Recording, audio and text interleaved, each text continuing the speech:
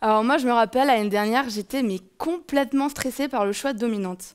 J'ai décidé de faire une césure avant de me rappeler qu'en fait, j'en avais déjà fait une.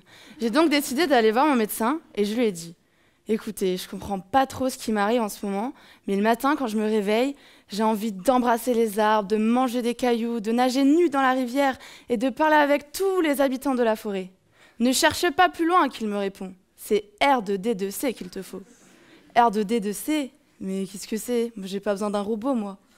Il m'explique alors à quoi le traitement pourrait servir en me disant que, malgré un nom qui sonne un peu geek, en R2D2C, on étudie d'abord les ressources naturelles, comme l'eau, le sol et la biodiversité, qu'à partir de données, on fait des diagnostics pour comprendre et s'adapter au changement climatique. Il ajoute qu'une fois que je serai guéri, ce remède m'offrira de belles opportunités dans ma vie d'ingénieur. Comme par exemple être chargé de projets dans des bureaux d'études, étudier et préserver la biodiversité dans des parcs naturels, continuer en thèse ou encore travailler pour les services de l'État.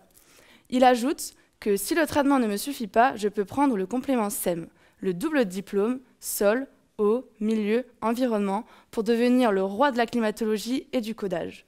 Je me suis dit que ça avait l'air pas si mal de préserver les ressources, alors autant essayer.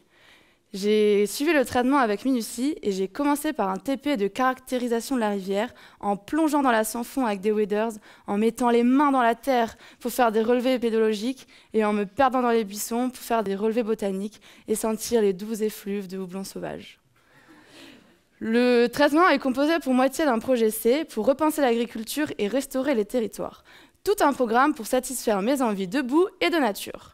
Tout au long du traitement, j'ai la chance d'être accompagnée par une équipe d'enseignants-chercheurs à la pointe dans leur domaine et par une équipe d'intervenants qui me donnent toutes les clés pour analyser les milieux.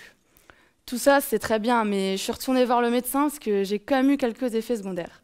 Au cours du voyage d'études où j'ai étudié la dynamique du parc national des Cévennes, j'ai perdu l'équilibre et plouf, j'ai fait trempette dans les tourbières.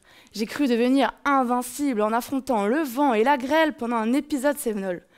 Mais si j'ai un coup de mou, je sais que je pourrai toujours compter sur Chouquette, notre mascotte. Elle a voyagé partout avec nous et respecte même la règle de notre responsable de dominante. Un retard égale des chouquettes pour toute la classe le lendemain. Après 6 mois de traitement, je peux dire que je me sens mieux. Aujourd'hui, je me sens prête à coder les solutions de demain et essayer de sauver la planète tout en essayant de répondre aux enjeux climatiques. Alors si tu as les mêmes envies de nature que moi, toi aussi prends le traitement R2D2C.